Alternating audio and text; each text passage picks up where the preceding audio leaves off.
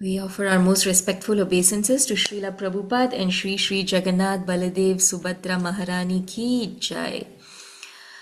Okay, so today we are reading from the Bhagavad Gita, chapter 2, sloka number 56. Dukkeshvanu manaha, dukkeshvanu manaha, sukeshu vigata spraha, sukeshu vigata spraha, vitaraga bhaya krodha, vitaraga bhaya krodha, stitadir muniruchyate, stitadir muniruchyate. Translation by Srila Prabhupada. One who is not disturbed in mind, even amidst the threefold miseries, or elated when there is happiness, and who is free from attachment, fear, and anger, is called a sage of steady mind. A sage of steady mind. So, if we look at the last word of the shloka, Stitadir Munir. Stitadir Munir. Uchchate means is called, is known as. Uchchate. We say that, Uchchate is called, right? So, Stitadir Munir. So, who is a Stitadir Munir? One who is not agitated in any circumstance, right? So Srila Prabhupada says that there are different types of, amidst the threefold miseries, right? So what are these threefold miseries? Threefold miseries means there are three types of miseries in this material world. Adi Bhautika, Adhyatmika, and Adi Daivika, right? Three types of miseries. So Adhyatmika is basically miseries related to the body and mind. Adi Bhautika means miseries from other living beings. And Adi Daivika means miseries by material nature. So this concept we have gone through quite a few times in our classes, right? So these three types of miseries are existing in this material world. But the key is what Prabhupada says here is Astita Dir Munir is basically one who is transcendental to these three types of miseries. Okay, and not only that, okay, a Stitadir Muni also is basically a devotee, and as devotees we understand, okay, we don't like beat ourselves up when something miserable happens to us. Okay, we should not be shocked. Imagine if you are in the ocean, you would expect that water is all around you, right? So similarly, when we are in this material world, we know that this is Dukkhalayam and Ashashvatam. This is Dukkhalaya. So you've come to a Dukkhalaya, right? And so you know that a Dukkhalaya is full of Dukkha. So there's no reason to be shocked when we are in a Dukkhalaya and we receive Dukkha, because this material world is full of miseries. So we should not be surprised. Okay, and as we know in the 14th verse of this chapter, Matras Parshastu Kaunteya, winter and summer seasons happen. Throughout the year we have summer, and then for example now in Bangalore we are undergoing winter, right? So regardless of winter and summer, the devotee tolerates and they go about doing their own businesses, right? Everyone, all of us, the whole city, regardless of winter or summer, we accordingly adjust ourselves and we go about doing our work, right? So similarly, happiness and distress are like the winter and summer seasons. They come and go and we tolerate. Okay, so Prabhupada is saying in the purport that we should not be elated by happiness. So sometimes, when miseries come, we say, okay, no, we should not be overly influenced by these miseries that happens. But at the same time, we should not be overly elated by happiness as well.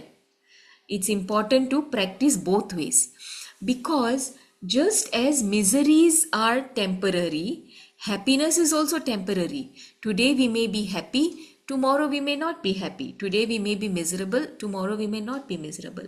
So, when we become very happy, it means that we are attached to something, right? And attachment will eventually lead to fear. When we have something, when we are very happy that we possess something, we are also fearful that we may lose that something. We may lose someone or something, right? Okay. And attachment not only leads to fear, it leads to disappointment. Okay. After we have lost something, then we feel very utterly bitterly disappointed. Whenever we have expectations, if we expect something out of someone, we expect that someone should take care of us, greet us, and all of that, right? And when we feel that they don't, right, then we become very disappointed. So a stita dir munir, okay, a sober person is not bewildered by these things. They are always the same. They are always sober, regardless of whether they are happy, regardless of whether any happiness comes or any miseries comes. Okay, so this is very important. Okay, now Astitadir Munir is also free from attachment, fear, and anger. Prabhupada writes, right? So attachment means we are fear of losing something, just like we just described, right? And when we become fearful, this can also lead to anger. Fear can lead to anger. Okay, we overly want to defend something because we are afraid of losing something, and we can become angry. And when we become angry, then we lose our intelligence. We lose our sense of discrimination and intelligence. So, to avoid this whole chain, it's better to not be attached at all. Right? So, at the same time, okay, being artificially renounced does not make one a sthita prajna. We say, okay, I want to become a sthita prajna, so let me become detached to everything. This is artificial renunciation. Okay, so how do we become truly renounced or truly astita prajna?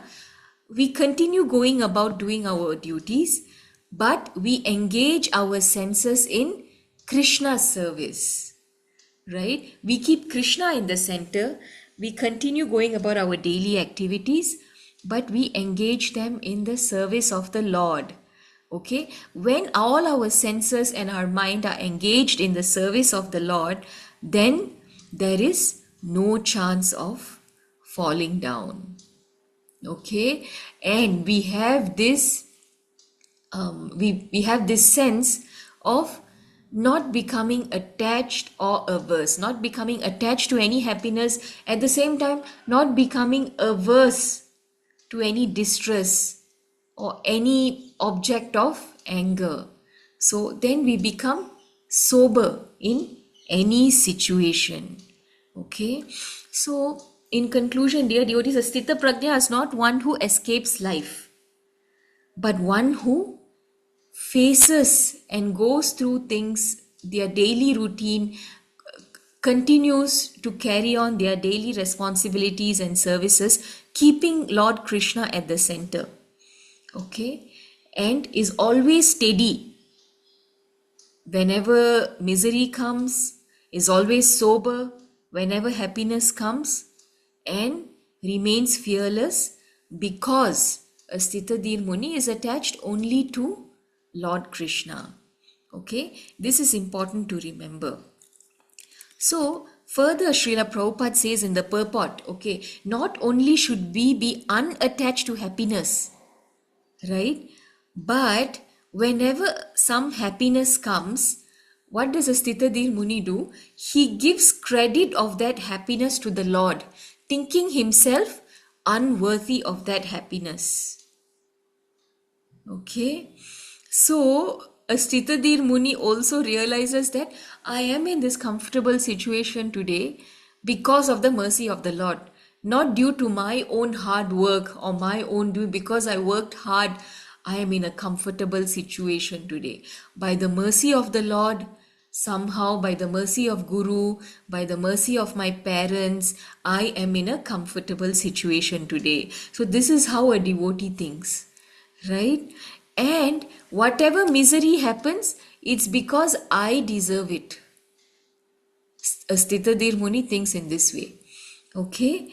And any misery that happens is basically because of my own past misdeeds. In fact, I deserve more misery.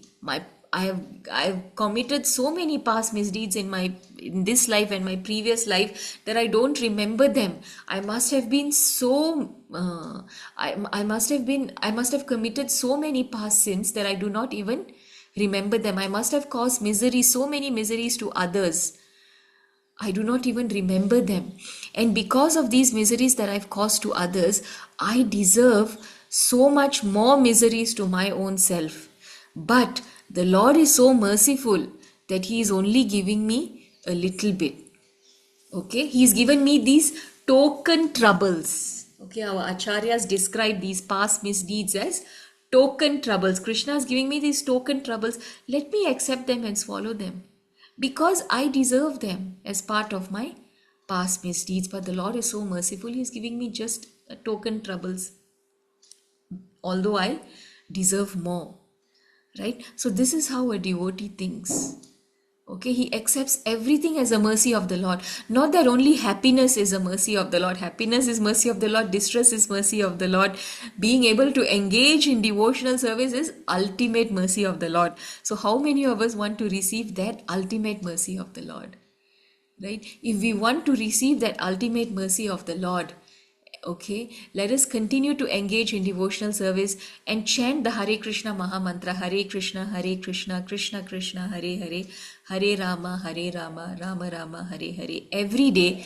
And today let us reflect that all these miseries that I am receiving as part of my material life in this material world is only a token trouble given to me by the Lord, and let me endure it, thinking of it as a token trouble, thinking that the Lord is so merciful that He has reduced and given me only this much of miseries. It could have been much worse, right?